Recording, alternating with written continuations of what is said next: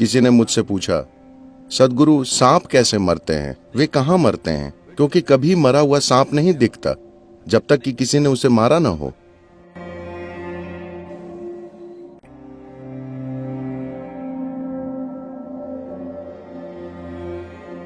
मैं चाहता हूं कि आप ये ध्यान से सुनें, क्योंकि इसका आसानी से गलत मतलब लगाया जा सकता है।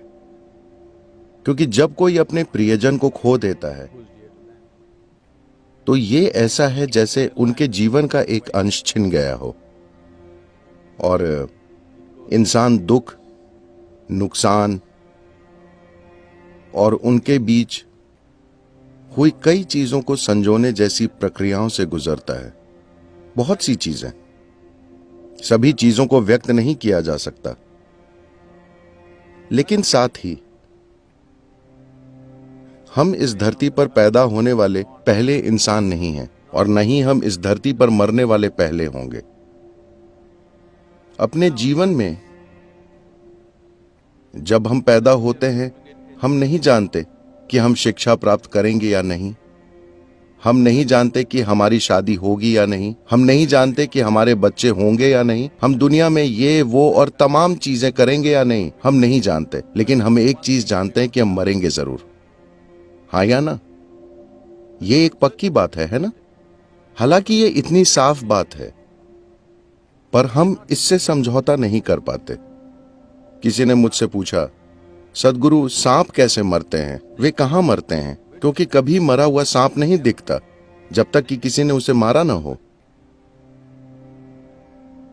उन्होंने ये सवाल एक गर्म देश में किया था, और मेरे विचार से ये कैलिफोर्निया में भी प्रासंगिक है, जहां असल में लाखों सांप हैं।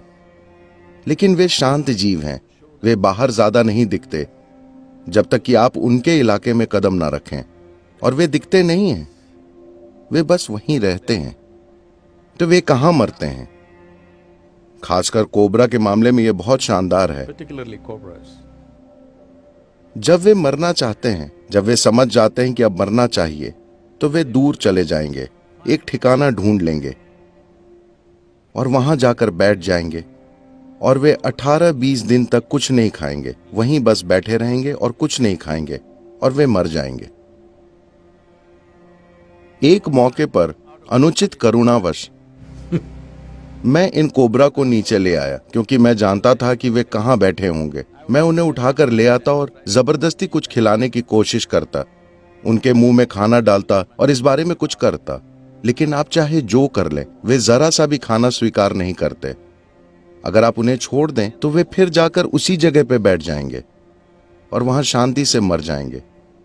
मैं ये कह रहा हूं कि एक रेंगने वाले जीव में इतनी जागरूकता है कि वो जानता है how long this body should be on and when it should go. कि ये शरीर कब तक रखना चाहिए और इसे कब जाना चाहिए। इसी तरह से आपके जीवन और हर दूसरे जीवन के पास ये चेतना होती है कि कब इसे इस शरीर से चले जाना चाहिए, या तो इसलिए कि हमने इस शरीर को कोई चोट पहुंचाई है, Or because simply या बस शरीर में इतनी तीव्रता ही नहीं बची है कि ये जीवन को संभाल सके।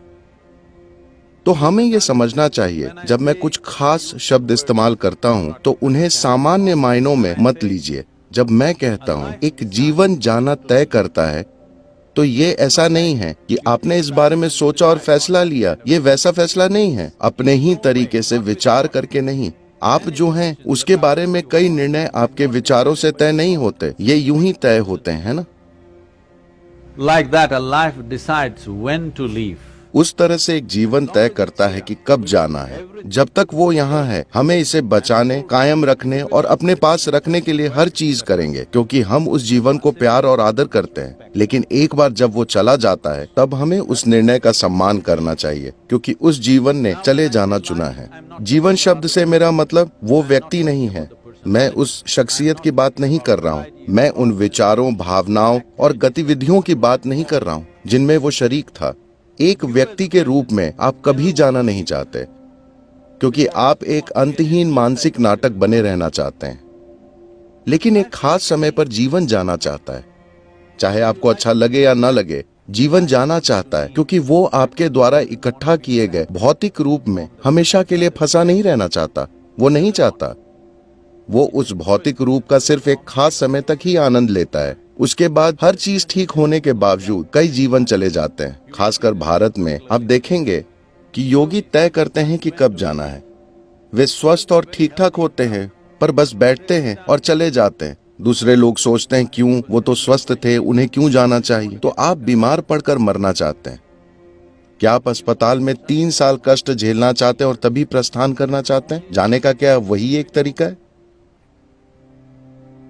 कृपया इसे ध्यान से सुनिए क्योंकि ये एक परिस्थिति है। मैं किसी चीज को रौंदने की कोशिश नहीं कर रहा हूं, लेकिन मैं चाहता हूं कि आप इसे गौर से सुनें।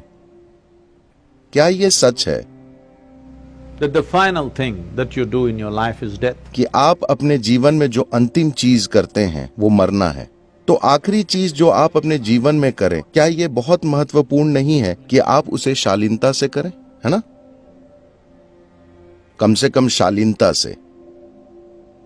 क्या ये भी महत्वपूर्ण नहीं है कि दूसरे जीवन जो हमारे आसपास हैं, जब उनका समय आए तो हमें मदद करनी चाहिए ताकि वे शालीनता से जा सके, न कि उन्हें अपने चारों ओर चल रहे मेडिकल उद्योग का शिकार बना दें। हेलो, मुझे बताइए, जो जीवन अभी बाहर आने वाला है, अगर आपने उसे हर किस्म के सहारों से 3 महीने खींचकर और बढ़ा दिया तो उसका क्या तुक निकला? आपने उसे पीड़ा और कष्ट में 3 महीने और खींच दिया, उसका क्या मायने है? इसका मतलब बस ये है कि आप जीवन की प्रकृति से अनजान हैं और जो आप जानते हैं उससे चिपके रहना चाहते हैं, और जो कुछ आप नहीं जानते वो जानना नहीं चाहते।